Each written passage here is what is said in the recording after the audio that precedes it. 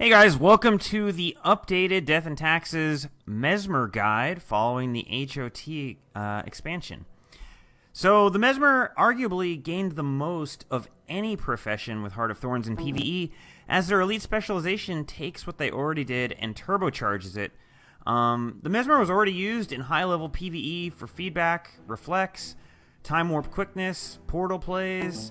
The Chronomancer can do all that, only better, and brings plenty of other tricks too. Not to mention that ANET did a quality of life update that makes phantasms rarely die to damage, so Mesmer actually has decent personal DPS, and oh man, Mesmer is in a good spot. One thing I do want to say is Mesmer guides are pretty difficult to put together because there are as many optimal build and skill configurations as there are different encounters in the game. This guide should be a good start for anyone who wants to adopt the Mesmer/Chronomancer in the expansion now, and I'd recommend it as a starting point from which to tailor the build to your needs as you learn the requirements of each fight.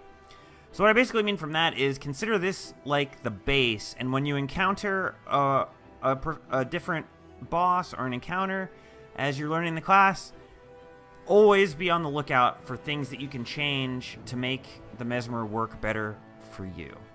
So with that said, let's move on to the gear.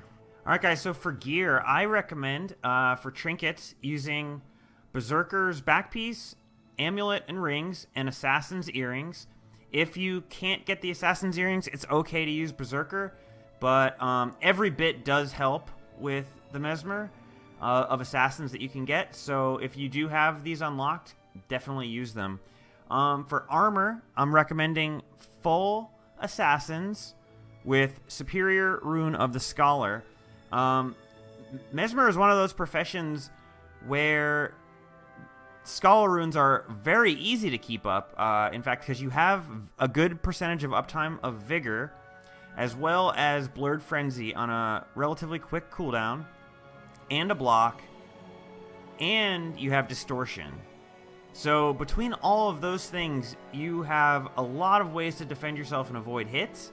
So I have no qualms about recommending Scholar runes, even in difficult content in the future, like raids. I think of any profession, Mesmer would be the one that would definitely be able to keep its Scholar rune the best. As far as weapons go, I recommend sword, pistol as your main. However, the pistol is very interchangeable with the focus offhand depending on what your group needs. Main stat set, or main sigil set will be force and air. So force main hand, air on your offhands. The best thing to do if you would like to min-max is keep a backup set of offhands with Sigil of the Night, as you see I have.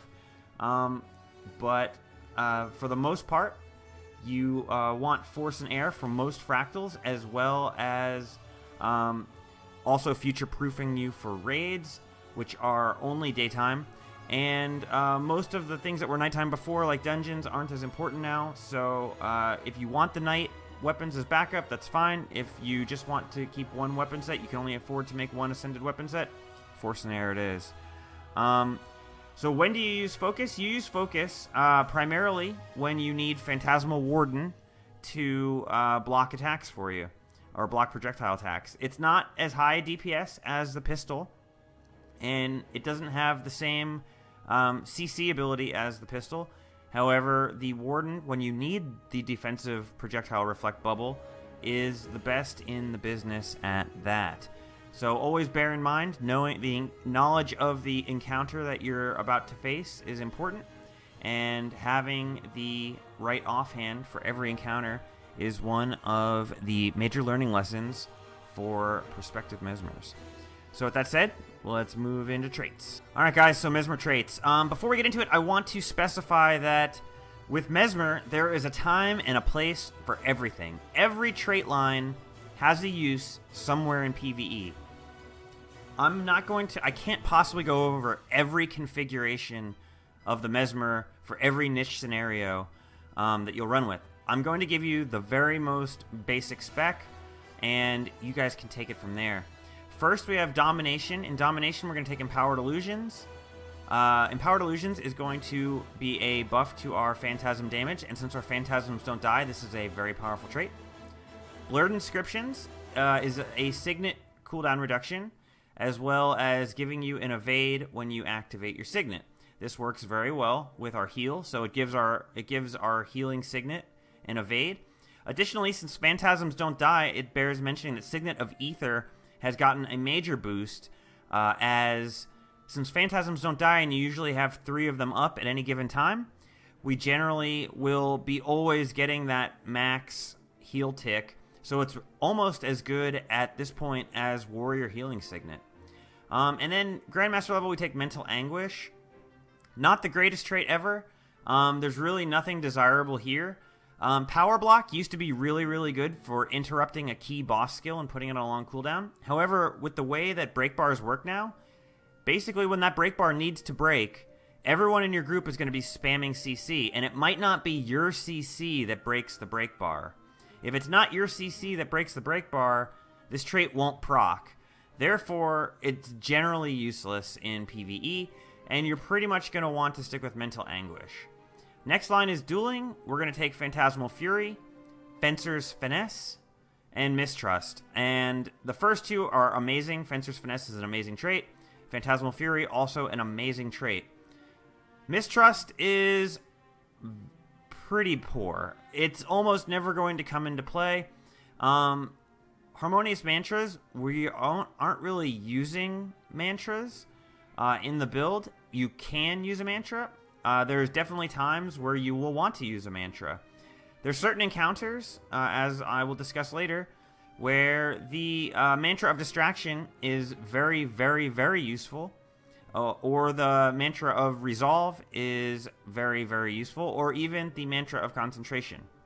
For the encounters where those mantras are useful, by all means, switch to Harmonious Mantras. It'll give you more DPS, and it will give you more utility. Generally speaking, though, we're not going to be using mantras as default on our bar, so by default, we'll go with Mistrust, and Deceptive Evasion is definitely not something that we are looking for in PvE. And now, on to the new hotness, Chronomancer. We're going to take All's Well That Ends Well, Improved Alacrity, and Chrono Phantasma. These traits are insane. Alacrity is insanely powerful and insanely underrated.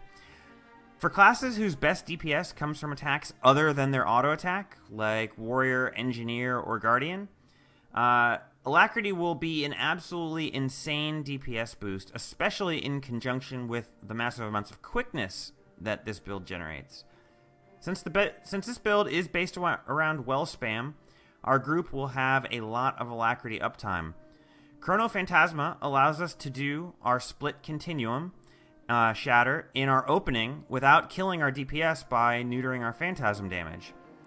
It also allows us to use Diversion to break a break bar without destroying our DPS. It allows us to even use Distortion to save our life without ruining our DPS. Simply put, Chrono Phantasma is insanely powerful, and it allows Mesmer to function like a Mesmer. Before in PvE, you didn't ever want to shatter unless you absolutely had to, because it ruined your DPS and would set you back down to 0. But now with Chrono Phantasma, you can feel free to shatter as needed in order to fulfill your role in the party. However, as I said, there's a lot of variations out there of the traits. There is one important one that I did want to mention, and that is Inspiration Magic. If you are the primary or only source of Reflex in your party, you're almost certainly going to want to replace Dueling with Inspiration and take Persisting Images, Warden's Feedback, and at the Grandmaster level, we're going to take Temporal Enchanter.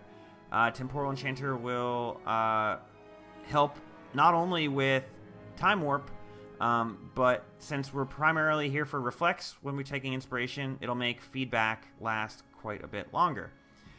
So that is one thing to consider. If you are the primary or only source of Reflex in your group, and you definitely need those Reflex, replace Dueling with Inspiration Magic. So that is it for the traits of the Mesmer. we will move right along to consumables. All right, guys, so consumables. There are 2 foods that I consider optimal for Mesmer. For maximizing your personal DPS, the best thing you can get is plates of truffle steak. For maximizing your team DPS, however, golden fried dumplings are the way to go. The extra 20% boon duration adds up really quickly with the large amount of quickness that the Chronomancer makes, and it will do significant boost to your team DPS to have just 20% more quickness on all the Well of Actions you cast and the Time Warp.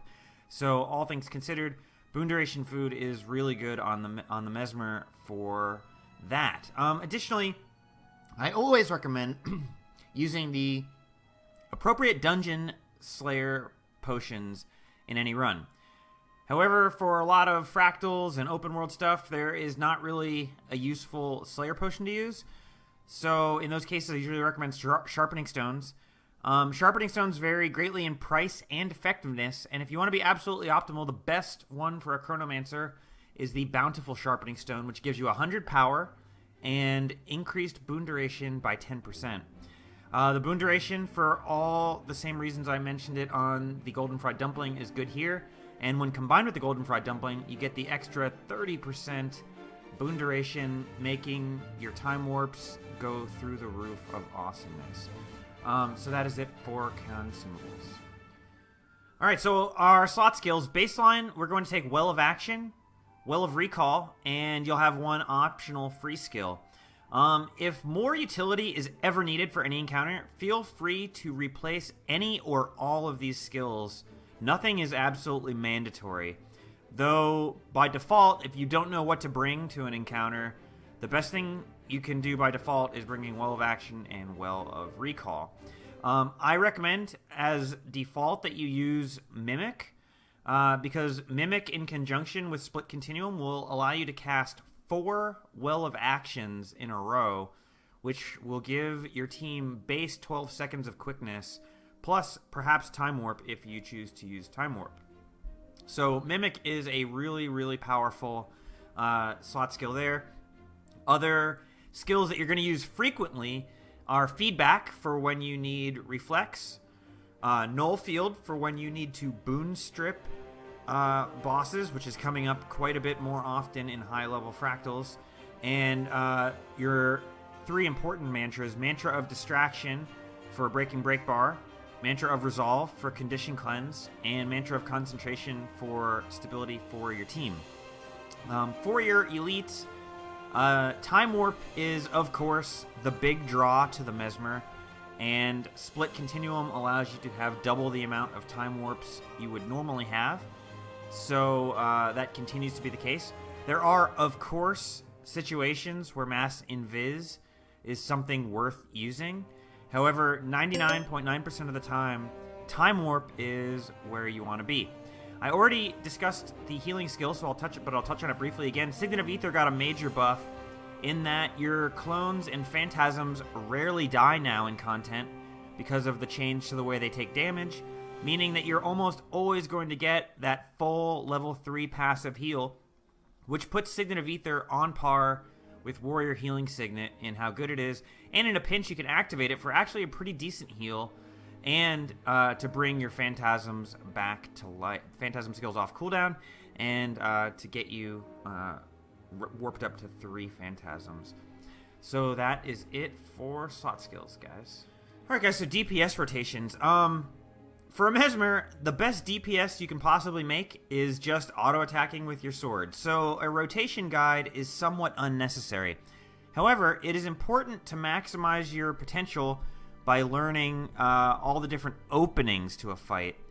A Mesmer's openings will maximize their personal DPS as well as their team utility.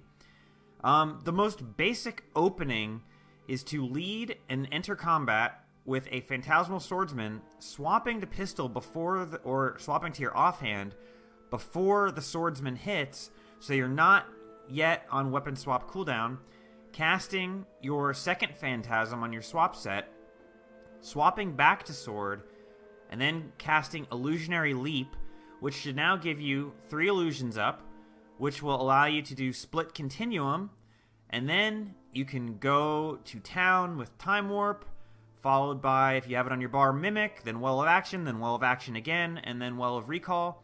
By that point, Split Continuum will end. You can cast Mimic again, then Well of Action, and Well of Recall.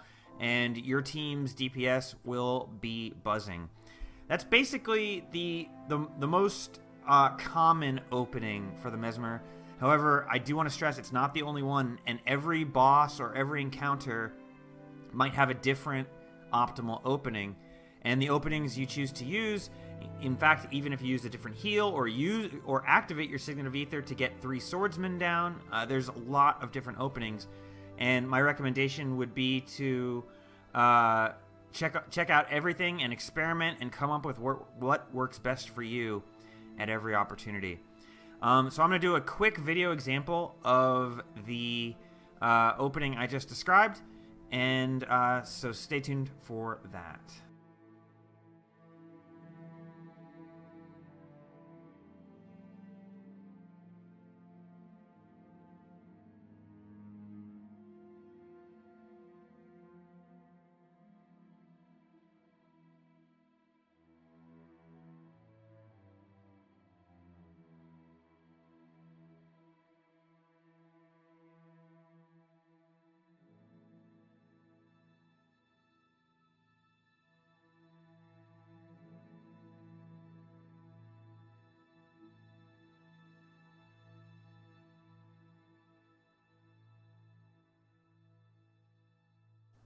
Alright guys, so that is it. I hope you enjoyed the updated DnT Mesmer build guide, and if you have any questions, feel free to ask in the comment, and I will do my best to answer them.